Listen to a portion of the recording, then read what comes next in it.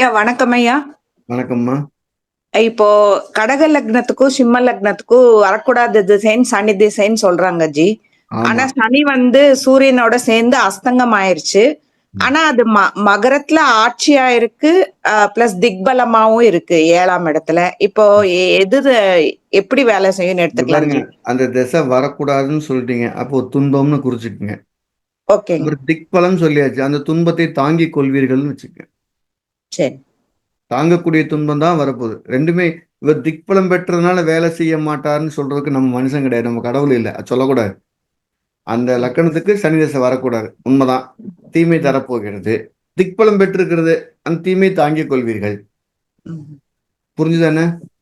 புரிஞ்சுதுங்க. அப்புறம் இன்னொரு சந்தேகம் ஜி. இப்போ ஒரு சிஸ்டத்துல டைம் கரெக்ஷன் பண்ணி எக்ஸாக்ட்டா ப்ரெடிக்ஷன் சொல்றேன்னு சொல்றாங்க. ம். நிமிஷம், பாருங்க, செகண்ட்ஸ் எல்லாம் அது அதுக்கு எப்படி அதுக்கு துல்லியம்? அதுக்கு வாய்ப்பானா வாய்ப்பு. ஆனா, ஆ, அதுக்கு அந்த ரூல்ஸ் எல்லாம் பக்காவா தான் இருக்கு. அதுல ஆழ்ந்த புலமையும், பயிற்சியும் உள்ளவரால கண்டிப்பா டைம் கரெக்ஷன் பண்ண முடியும். ஓகே. நம்ம மூல நூல்கள்ல அதுக்கு பேரு ஆதான லக்னம் சரி செய்தல் அப்படிங்கிற முறை இருக்கு. அதாவது ஒரு விதை எப்ப விதைச்சாங்களோ அந்த நேரத்துடைய லக்னம் தான் அவங்களுடைய பிறந்த ராசியா வரும். விதைச்ச நாளுடைய ராசி தான் பிறந்த நேரத்துடைய லக்னமா வருங்கிறது தான் விதி. அதைத்தான் நம்ம பின்னால ஒரு சிஸ்டங்கள ஆர்பி லூரு அது ஆளுங்கிரகம் அப்படிங்கிற முறையில சொல்லிக்கிட்டே வராங்க. நீங்களும் அத டெஸ்ட் பண்ணி பார்க்கலாம். உங்க ஜாதகம் டவுட் வந்துச்சுன்னா கூட, எப்பலாம் டவுட் வந்துச்சோ அந்த நேரத்த எழுதி பார்த்து, நீங்க டவுட் வந்த நேரத்தோட லக்ன ராசி உங்க பிறந்ததோட பொருந்தி போதான்னு பாருங்க. 3 முறை டெஸ்ட் பண்ணுங்க. 3ல 1 கரெக்ட்டா ஒரே இடத்துல வந்து நிக்கும். அப்படி பயிற்சி எடுத்துட்டே வாங்க. அப்படி பண்ண முடியுமான்னு உங்க கேள்விக்கு பதில் எஸ் பண்ண முடியும். ஓகே. பண்றாங்களான்னா பண்றாங்க. அதுக்கு ஆழ்ந்த புலமை கண்டிப்பா தேவைங்கிறதுல மாற்று கருத்து கிடையாது. நன்றிங்க ஜி. நல்லது. வணக்கம் ஐயா. வணக்கம். மல்லிகார்ஜுன் திருப்பூரிலிருந்து. சொல்லுங்க. கவிப்பு சார்ந்த கேள்வி. இப்போ திருமண பொருத்தத்துல கவிப்பு வந்து ஒரு புரோக்கர், இல்ல அந்த திருமணத்துக்கு இடையூறா இருக்கிற நபர் அப்படிங்கிற பாயிண்ட்ல எடுக்கிறோம். ஜென்ரலா வந்து கவிப்பை வந்து ஒரு செயலுக்கான கஷ்டத்தை தரக்கும், அந்த செயல்னால ஏற்பட போற கஷ்டம் அதாவது அப்படின்னு. நீங்க அந்த கவிப்புன்னு சொல்லும்போது என்ன செஞ்சிருதுன்னா, அந்த இடத்துல அடுத்தவனை பத்தி கவலைப்படாம கல்யாணம் நடந்தா போதும்னு நினைக்கக்கூடிய மனநிலையே அது குறிக்குதுங்க. உள்ள ஒரு எதிர்பார்ப்புல இருக்கும். அந்த புள்ளைய காம்ப்ரமைஸ் பண்றேங்கிற பேர்ல அத மண்டைய கழுவி கல்யாணத்த பண்ணி வச்சுருவாய்ங்க. கல்யாணம் பண்ணிப்புட்டு ஏன்டா அப்படி பண்ணி வச்சீங்க? அப்படிங்கிற அந்த அந்த நிறைவேறாத ஆசைகளை ஏற்படுத்திய காரக கிரகமாக கவிப்பு அங்க நிக்குது. இது அந்த இடைத்தரகர் மட்டும் இல்ல. யார் வேணாலும் பண்ணலாம். அம்மாவே கூட இருக்கலாம். இந்த பையன் நல்ல பையன். அவன பண்ணு, இவன பண்ணு பேசி கல்யாணம் பண்ண பிறகு அந்த பொண்ணு போய் மூஞ்சிய தூக்கிட்டு கவிப்பு திருமண பொருத்தத்துல எந்த ரூபத்திலையும் உதயத்தோடையோ, ஆர்வத்தோடையோ சம்பந்தப்பட்டா, அது இன்னொருத்தருடைய வற்புறுத்தல் தான் இந்த கல்யாணம் நடக்குது. அவங்களுக்கு ரொம்ப ஈடுபாடா இல்லைன்னு புரிய வச்சுக்கணும். இந்த அதனால மாதிரி கவிப்பு வந்து வெவ்வேறு கேள்விகளுக்கு இந்த மாதிரி ம். இடைத்தரகர், அந்த மாதிரி வெவ்வேறு எந்த கோணங்கள்ல எந்த எப்படி? இடத்துல இருந்தாலும் எந்த இடத்துல கேள்வியின் கருப்பொருள் பாதிக்கப்பட போதுங்கிறது மைண்ட்ல வச்சுக்கங்க. கேள்வியுடைய கருப்பொருள் கண்டிப்பாக பாதிக்கப்பட போகுதுன்னு ஞாபகம் வச்சுக்கங்க. எந்த கேள்வியா இருந்தாலும் ஒரு இடத்துல பாசிட்டிவ் பண்ணாது. கவிப்பை சொல்லாம அந்த பிரச்சனத்தை முடிக்க கூடாது. கவிப்புனால இந்த சம்பவம் இவ்வளவு காயப்படும் அல்லது இப்படி நகரும் அல்லது இப்படி போய் முடியுங்கிறத சொல்லித்தான் பிரசன்டை க்ளோஸ் பண்ணணும். ஒரு ட்ரிப்பு போறோம், ஒரு கவிப்பு ஒரு கிரகத்தை காட்டுது, அது சார்ந்த விஷயங்கள்ல ஜாக்கிரதையா ஆமா, இருங்க. ஆமா. உதாரணமா செவ்வாய் மேலாம் வண்டி ஜாக்கிரதையா வச்சுக்கன்னு சொல்லலாம். எரிபொருள் சிக்கனமா வச்சுக்கன்னு சொல்லலாம். டிரைவர் நல்ல டிரைவரா பார்த்து போங்கன்னு சொல்லலாம். அப்படி நல்லது. அடுத்து வணக்கம் குருஜி. வணக்கம் ரமேஷ் சார். திருச்சியிலேருந்து பேசுகிறேன். சொல்லுங்க. குருஜி, நீங்கள் ஹெச்டி பற்றி வழிபாடு சொல்லியிருக்கீங்க. ஹெச்டி கிரகத்தில் உள்ள கடவுளை வந்து வழிபாடு போது சிறப்பாக இருக்குண்டு. எல்டி பற்றி எப்படி குருஜி? இங்க பாருங்க, எள்ளி நீங்க சொல்ல வேண்டியதில்லை. உங்க மனசு அங்கதான் போய் உட்காரும். ஓகே. உங்களுக்கு சூரியன் லோ டிகிரி சிவனை பார்த்தனே, சிவனே எம்பெருமானேன்னு கையை தூக்கி கும்பிட்டுருங்களோ, கும்பிடுங்கன்னு சொல்லவே வேண்டாம். நீங்க அங்கதான் போய் நிப்பீங்க. எப்படி ஒரு பூச்சிக்கு வெளிச்சம் தேவையோ அது மாதிரி நம்ம எள்ளி கிரகத்தை நம்ம அறியாம அதைத்தான் பக்கத்திலேயே வச்சிருப்போம், பைக்குள்ளேயே வச்சிருப்போம், கும்பிட்டுக்கிட்டே இருப்போம். அது மந்திரத்தை தேடி படிப்போம். எல்டியோட கிரகத்தை. ஓகே. ஆமாமா. அதனால அதை போய் தனியா பாருங்க படிங்கன்னு சொல்லலை. ஏன்னா உங்களால அதை விட்டு தப்பிச்சு போறதுக்கு வாய்ப்பே இல்லை. ஓகே. உங்களை அறியாம அது இருக்கும். ஓகே. ம். அது சிறப்பாக செயல்படும். அது எப்படி ஹெச்டி நம்ம வழிபாடு சிறப்பா இருக்கு. இது நம்ம கூடயே இருக்கிறதுனால அதோட வழிபாடு செயல்பாடு. வழிபாடு எப்பவுமே தோல்வி தராது. பலன் தருவதில் தாமதிக்கும். அதான் வார்த்தை. ஓகே. நீங்க யாரை கும்பிட்டாலும் நல்லது. உடனே அவர் மார்க் கொடுக்க மாட்டார். லேட்டா கொடுப்பார். ஓகே. ஹெச்டி அப்படி இல்லை. என்னடா இப்படி இருக்கு, சாப்பிட்டே இல்லடா, வட சாப்பிட்றான் பாரு. எல்டி அப்படி செய்யாது.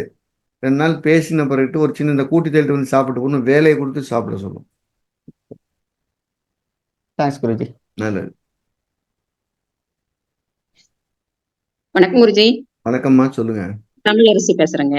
சொல்லுங்கம்மா. குழந்தை பிரசனத்துல உதயம் என்ற நட்சத்திரம் எந்த வீட்டுல இருக்குதோ ம். அந்த வீட்டுக்குரிய பாலினம் தான் பாலினம். குழந்தையா பிறக்கும். ஆமா. அதுல ஆமா. வக்கர கிரகம் இருந்தா எப்படிங்க ஆப்போசிட்ல எடுக்கிறது? சொல்லுங்க. உதாரணமா ஆ, குருவுடைய நட்சத்திரத்துல உதயம் நிக்குது. குரு வக்கரமா இருந்தா நேத்து ரிஷபத்தில் இருந்தாருன்னா அது பெண் வீடு, ஆண் குழந்தை பிறக்கும்னு சொல்லுங்க. எப்பவுமே வக்கர அந்த கிரகங்களோ ராகு எதுவும் எந்த வீட்டுல இருக்கோ அதுக்கு எதிர் பாலினத்தை தான் சொல்லும். ஆண் வீட்டுல இருந்தா பெண் குழந்தை சொல்லும், பெண் வீட்டுல இருந்தா ஆண் குழந்தையை சொல்லும். ஆமாங்க. அப்படிதான் நீங்க முன்னையே ஒரு முறை சொல்லியிருக்கீங்க.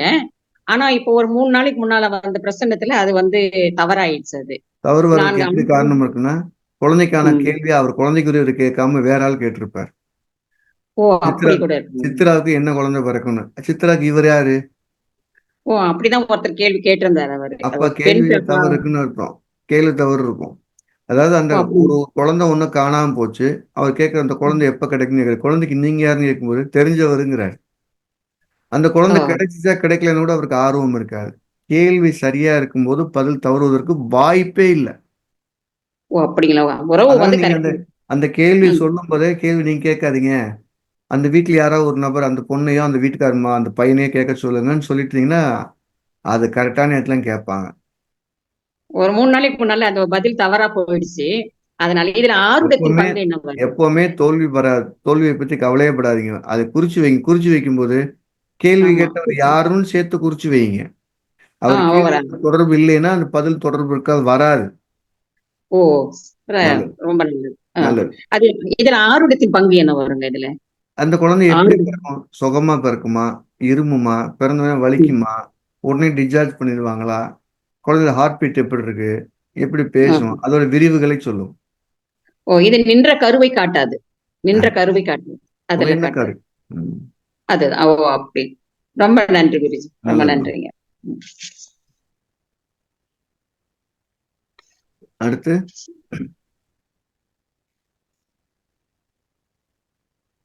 வணக்கம் குருஜி. வணக்கம்.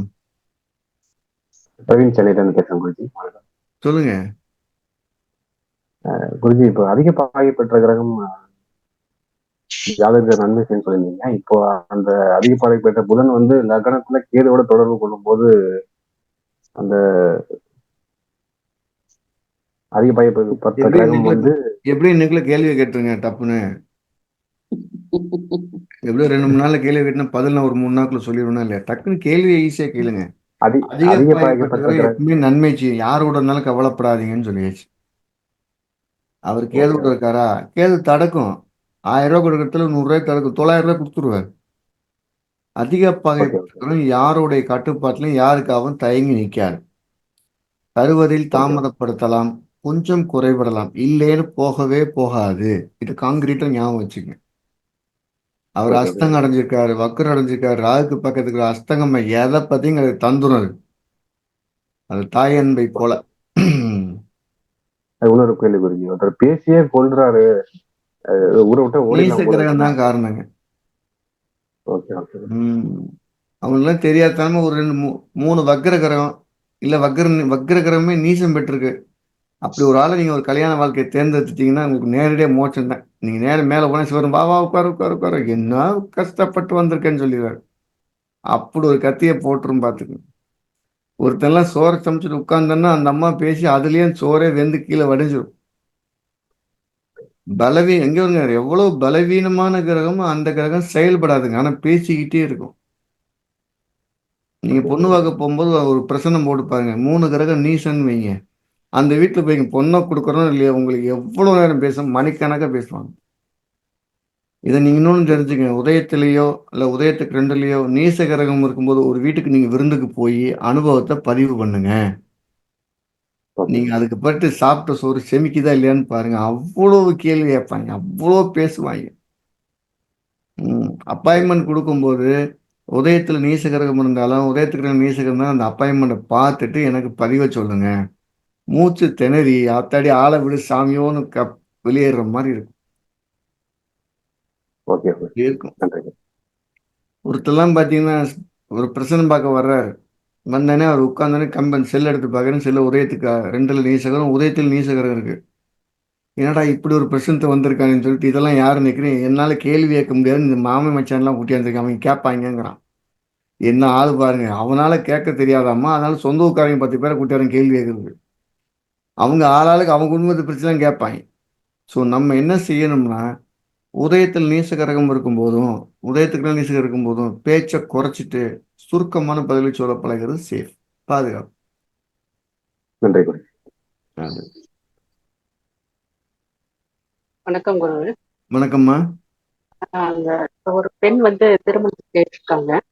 அதுல வந்து துலா லக்னமாகி 7, 8 லக்னத்துல இருக்காங்க, துலாம் லக்னத்துல இருக்காங்க. இப்ப நடக்கிற திசை சுக்கர திசையா இருக்கு. அந்த பாவக மாற்றத்துல 12க்கு போயிருக்கு.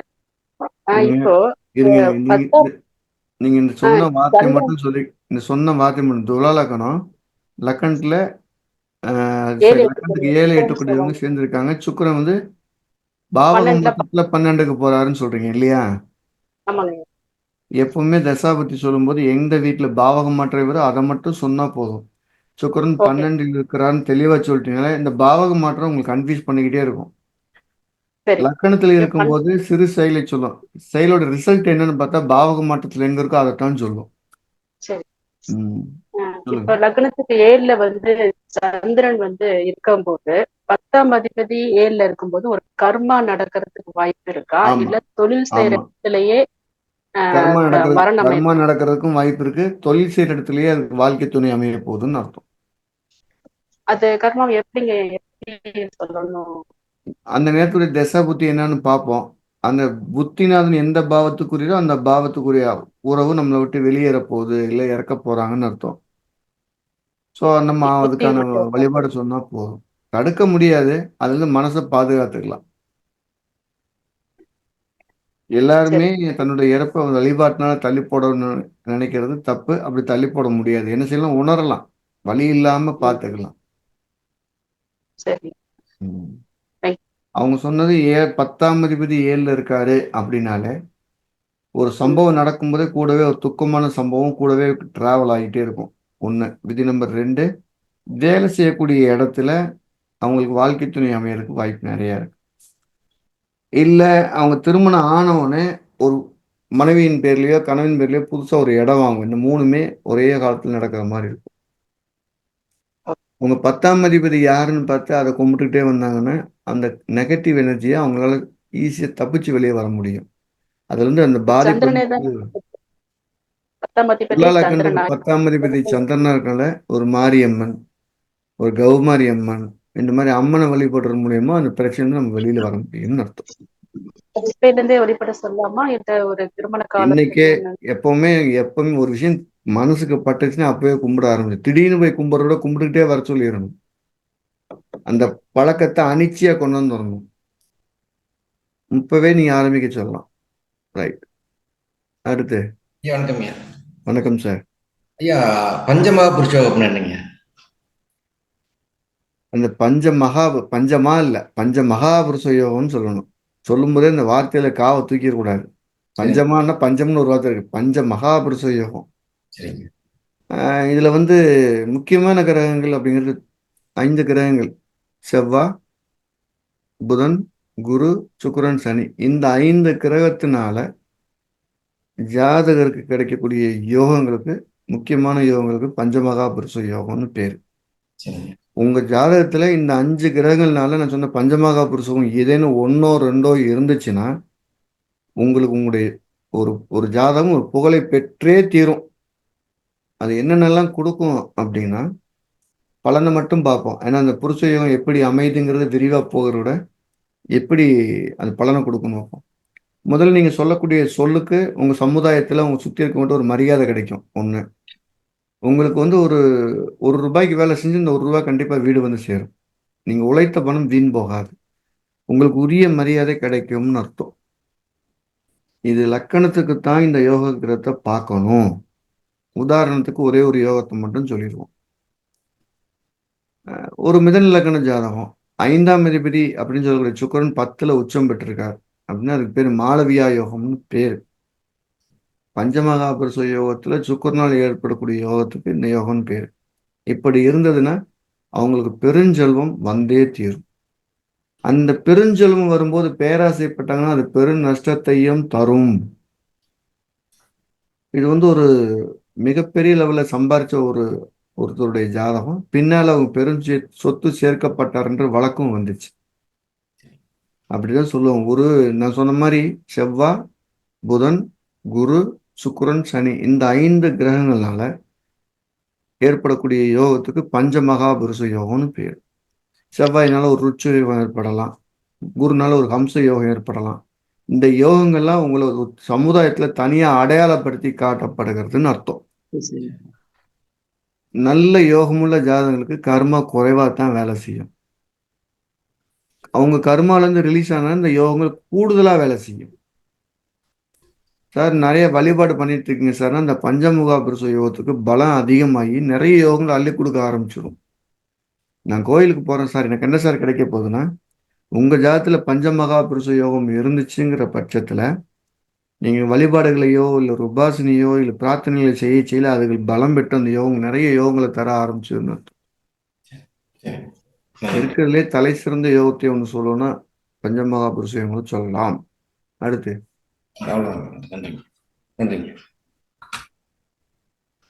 அடுத்து ஐயா வணக்கங்க. வணக்கம், சொல்லுங்க சார். மதுரையில இருந்து ரவிங்க. சொல்லுங்க ஐயா. இப்ப பணத்தை குறிக்கிற கிரகங்களான சுக்கிரனும் குருவும் தங்களுக்குள்ள 6, 8ல மறைஞ்சாலோ இல்ல லக்னத்துக்கு மறைஞ்சாலோ அவங்க அந்த ஜாதகர் வந்து வாழ்க்கையில ஃபுல்லா அந்த பணத்துக்காக கஷ்டப்படணும்ன்ற ஒரு இது இருக்காங்க ஐயா. ஆமா, அதாவது மறைஞ்சிட்டாங்கிற வார்த்தையை தூக்கிடுவோம். வக்கரமா இருந்துச்சுன்னா தான் அவர் அதுக்காக ஓடிக்கிட்டே இருப்பார்.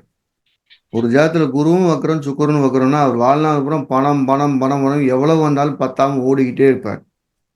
இந்த லக்கணத்திற்கு மறைந்திருந்தால் அப்படின்னா அவர்கிட்ட பணம் இருக்கும், ஆனா அவர் தேவைக்கு அதை பயன்படுத்த மாட்டார். இல்ல அவருக்கு தேவையா இருக்கும்போது பணம் வராதுன்னு அர்த்தம். ரெண்டுக்குள்ள வித்தியாசம் தெரிஞ்சுக்கங்க. பணத்தை பின்னால ஓடிட்டு இருந்தாருன்னா குருவும் சுக்கரனும் வக்கரமா இருக்கும். அவர் சம்பாதிச்சப்பட்டு அந்த பணத்தை அவர் பயன்படுத்த முடியாம இருக்காரு, இல்ல அவர் பயன்படுத்தக்கூடிய இடத்துல பணம் வரலைன்னா லக்கணத்துக்கு அது குருவும் சுக்கரனும் மறைஞ்சிருக்கும், ஆரட்டா இருக்கும். அவங்களுக்குள்ள 6, 8. ஆமா, இல்ல லக்கணத்துக்கு மறைந்து குருவும் சுக்கரனும் தங்களுக்குள்ள 6, 8 இருந்ததுன்னா சின்ன சின்ன பணத்தை குறிக்கிறது சுக்கரன், பெரும் பணத்தை குறிக்கிறது குரு. சிறு பணம் பெரும் பணமா சேர்க்க விடாது. 5,000 ரூபாய் வருது சம்பாதிச்சுன்னா அது ஒரு 5 லட்சமா மாத்துறதுக்கு விடாது. குருவும் சுக்கரனும் தங்களுக்குள் 6, 8 இருந்து சேமிக்கும் போது மட்டும்தான் நட்டம் வரும். அவங்கள சேமிக்கும் போது உங்க பேர்ல சேமிக்காதீங்க, வேற ஆள் பேர்ல சேமிங்கன்னு சொல்லி கொடுத்தா கரெக்டா இருக்கும். சரிங்க. இப்ப இவங்க 2 பேருமே கெட்டு போயிருக்காங்கன்ற ஒரு இதுக்கு வச்சுக்கிட்டோம்னா, ஒரு உதாரணத்துக்கு மகர லக்னம் ஏன் குருவும் மறைஞ்சிருக்கு சுக்கிரனும் மறைஞ்சிருக்காங்கன்னா, இந்த தன லாபாதிபதிகள் நல்லா இருந்தாங்கன்னா இவங்களுக்கு பணம் சேர்க்கிற வாய்ப்பு இருக்குமா இல்ல எப்படி? கண்டிப்பா வாய்ப்பு இருக்கும். இவங்க 2 பேரையும் நம்ம கன்சிடர் இந்த காரக்கிரகங்கள் 2 பேருமே உங்க தேவைக்கு செயல்பட போற பாவாதிபதியா சனி, அது மகளுக்கு 2 கூடியவர் சனி நல்லா இருந்துட்டாருன்னா பணம் வரது தவிர்க்கவே முடியாது. நல்லா தெரிஞ்சுங்க, பாவாதிபதி தசாபுத்தி காலில் குறுகிய காலத்துல பணம் கொடுப்பாரு. காரகாதிபதி எல்லா காலத்துக்குமே பணத்தை கொடுத்துட்டே இருப்பார். சரிங்க. அவன் இன்னும் ஒரே ஒரு சந்தேகங்க. இப்ப தசா புத்தி நடக்கும்போது இப்ப இந்த தசைக்கு கட்டுப்பட்டதான் புத்தியா இல்ல தசாநாதன் தான் அந்த 20 வருஷம் ஒரு உதாரணமா சுக்கிர தசைனா திசைக்கு கட்டுப்பட்டதான் புத்தி. திசையால கொடுக்க முடியாத பலனை புத்தி மூலியமா கொடுத்து அனுபவிக்க வைக்கிறது தான் திசையோட வேலை. கலெக்டரே நேரம் வந்து உங்களை கூப்பிட்டு இந்த ரேஷன்களை அரிசி போடுன்னு போட மாட்டாரு. ஆட்சியின் கீழே ரேஷன் கடைக்கார அரிசி போடுறாரு. அந்த ரேஷன் கடைக்காரர் போடக்கூடியதான் புத்திநாதன். அவரு கலெக்டருக்கு கட்டுப்பட்டவரே. சரிங்க. இப்ப திசாநாதன் கெட்டு போயிட்டான்னா அந்த மொத்த இப்ப ஒரு பெரிய திசையா இருந்துச்சுன்னா மிச்ச காலங்கள்ல அவர் அந்த ஏதாவது ஒரு பலன் அனுபவிப்பாரா, இல்ல அந்த 20 அந்த வருஷம் ஒரு இதுவுமே கஷ்டமான காலம் தானே எடுத்துக்கலாமாங்க? சுக்கிரன் கெட்டு போயிட்டாரு. 20 வருஷத்துல ம். அவர் என்ன கொடுத்தாலும் நெட் ரிசல்ட் ஜீரோ. சரிங்க. என்ன புத்தி புத்திகள் அது வந்து வந்து என்ன ம். இடையில வரக்கூடிய 5 புத்தி யோகமா இருந்தா கூட அந்த நெட் சுக்கிரதசம் முடிஞ்சதுன்னா அது ஜீரோ ஆயிட்டு வெளியே போயிடும். வெளியே போகும்போது 0 தான். ஆமா. சரிங்க. சரி. தசாநாதன் அப்படிங்கிறவரு அவர் தான் பவர்ஃபுல் அதிகாரி. ம்.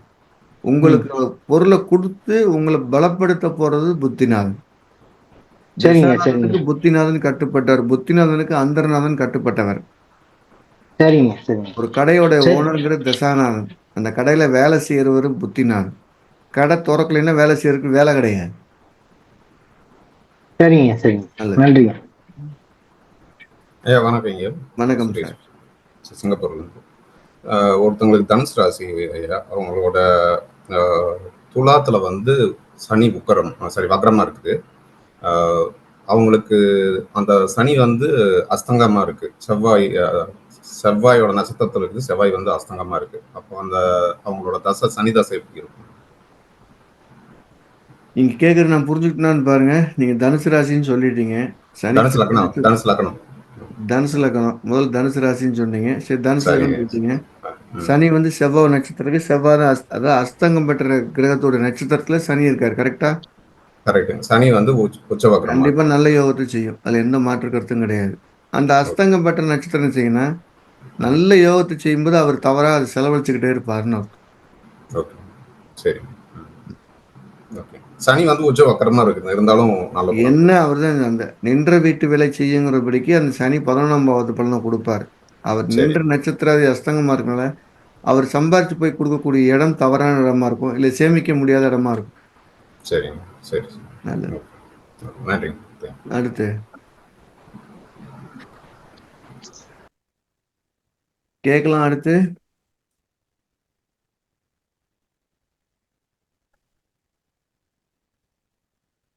யாராவது கேட்கலாம். வணக்கம் சார். வணக்கம்மா. வணக்கம் சார். சார், புதன் வந்து வக்ரமாயி அஸ்தங்கமும் ஆகி அவரே 10ஆம் அதிபதியா ஆயிட்டாருன்னா அஸ்ட்ராலஜி தொழிலா செய்யலாமா சார்? தாராளமா செய்யலாம்.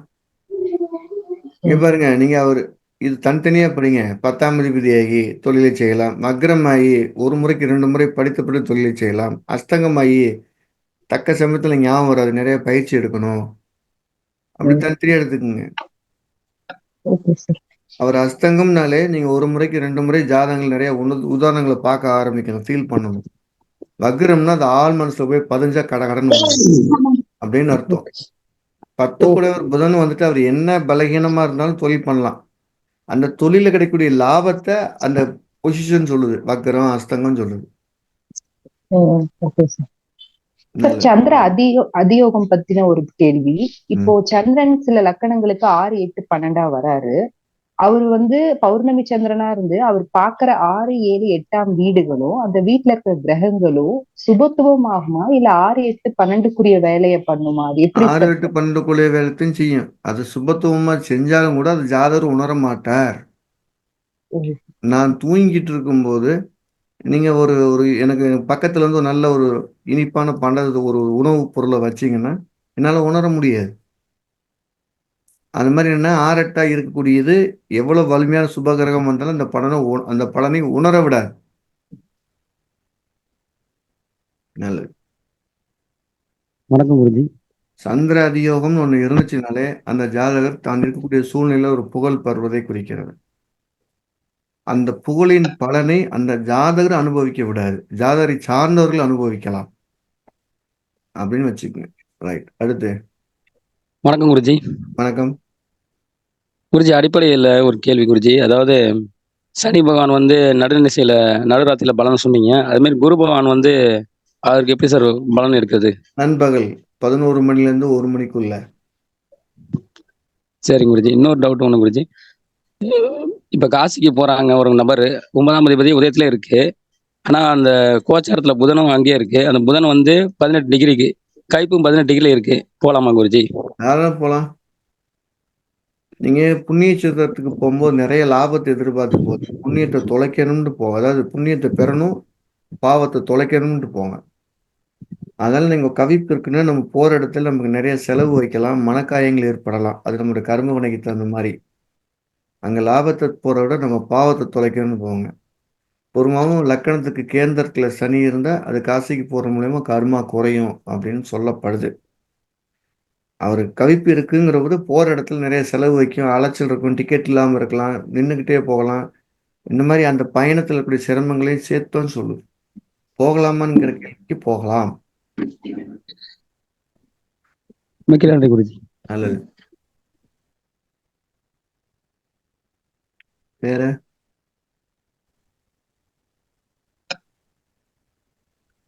குருஜி வணக்கம். வணக்கம், சொல்லுங்க.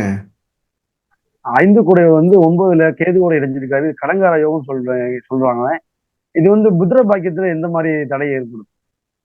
நீங்க அது முதல்ல என்ன லக்கணம்னு சொல்லல.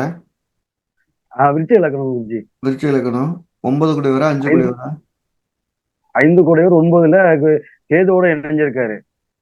இது கடங்கார யோகம்னு சொல்றாங்க. ஆனா புத்திர பாக்கியம் இந்த மாதிரி கடங்கார யோகம்னு சொல்லணும்னாலே பணத்தை குறிக்கக்கூடிய குருவும் சுக்கரும் கேதுவோட இருந்தா அது கடங்கார யோகம் தான், ஆண்டி யோகம். உங்க நம்பிக்கையின் பேர்ல கடனை கொடுத்து உங்களை பாடா படுத்துவாங்க. புத்திர தோஷம் பண்ணா கண்டிப்பா நிறைய குழந்தை பிறக்காது. ஆனா ஒரு குழந்தை 2 குழந்தை பிறக்கிறதுக்கு வாய்ப்பு இருக்கு. நல்ல சேத்திரத்துல, தெய்வீகமான சேத்திரத்துல கண்டிப்பா குழந்தை பிறக்கும். கேதுங்கிறது மருத்துவத்தை குறிக்கக்கூடிய கிரகம். மருத்துவத்திற்கு பின் கண்டிப்பா குழந்தை பிறக்கும். நல்லா ஞாபகம் வச்சுங்க, குழந்தை பிறப்பை கேது தடை செய்யாது. மருத்துவத்திற்கு பின் குழந்தை பிறப்பதை சொல்கிறது.